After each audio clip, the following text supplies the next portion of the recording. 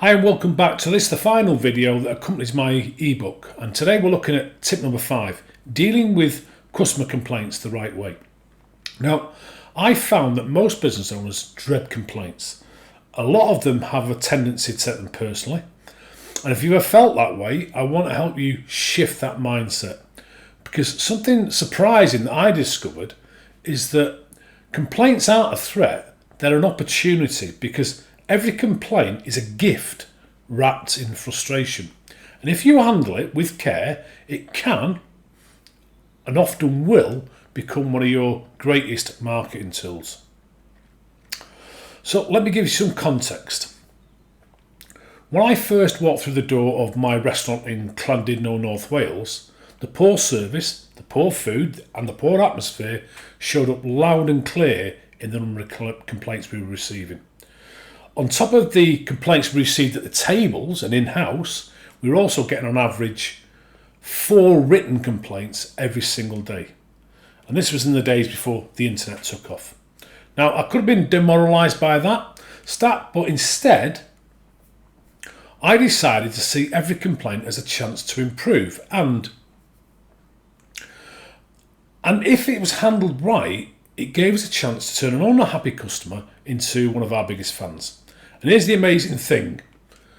When you fix a bad situation with empathy and generosity, customers don't just forgive you, they go and tell other people about how you turn things around. And that story makes potential new customers feel safe, because they know even if something does go wrong, you'll take care of it. And to make sure we handle complaints consistently, we trained every team member in what I call the SARA process. And here's how SARA works.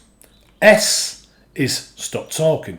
Don't jump in with excuse or justification. Let the customer speak. A is adopt active listening. Show you're fully present. Nod, make eye contact and listen carefully. R is reflect. Repeat back what you've heard and acknowledge their feelings. So, for example, I understand you're upset that your food took longer than expected, and that's frustrating for you. A is act with empathy. Show genuine care. Now, if I were in your position, I'd feel the same way. Let's make this right for you. And finally, H is for handle. Take action immediately. Fix the issue on the spot if possible, or clearly explain what you'll do next. And always close the loop. So, let me give you a quick scenario. A guest in a restaurant complains that their main course arrived cold. First, you stop talking and let them explain. Then you adopt active listening and give them your full attention. You reflect back their frustration back to them so they feel they've been heard. Next, you act with empathy. You thank them, you acknowledge their disappointment, and finally you handle it. You replace the dish immediately. Maybe you add a complimentary dessert, and you have a manager check in with them before they leave the building. And if you do that, that customer doesn't just leave satisfied, they leave impressed and often more loyal than if nothing had gone wrong in the first place. Also, we didn't just stop at handling complaints in the moment. We also built a process to follow up. So every week as a team, we reviewed all the negative feedback. Now, if someone left a negative comment or a negative comment card, but didn't complain in person, we'd actually call them directly and invite them back. And it would be on us. We also made sure their return visit was above and beyond their expectations. And here's the key to making sure that strategy worked. We made sure the whole team knew this is the guest we'd let down last time. And that way, everyone pulled together to deliver our absolute best experience for the guest. We also followed up on positive feedback.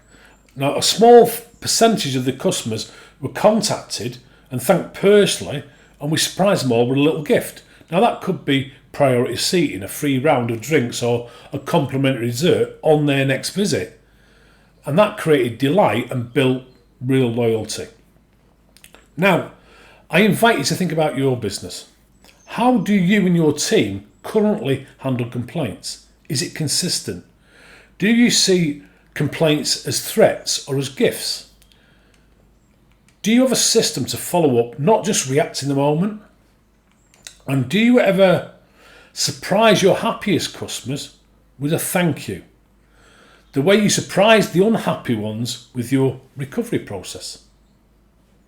Okay, my challenge to you is this. Sit down with your team this week and map out your complaint process. Make sure everyone knows how to handle complaints in the moment and how to follow up afterwards. And then practice until it all becomes a natural response. Remember, complaints aren't the end of the story, and handled right, they often be the beginning of your strongest customer relationships. So that wraps up the 5 tips from the ebook, and if you put these into action, creating your customer experience vision, climbing the 6 levels of customer service, mapping your customer walk, gathering feedback and handling complaints the right way, you will transform your business, your customer's experience, your bottom line, and the way you feel about your business. And as I always say, if you fall back in love with your business, your customers will fall in love with it too. Now, if you want to look at the possibilities these strategies can have in your business, just reach out and we can have a conversation about how you can turn this information into transformation. Thank you for watching. Speak soon.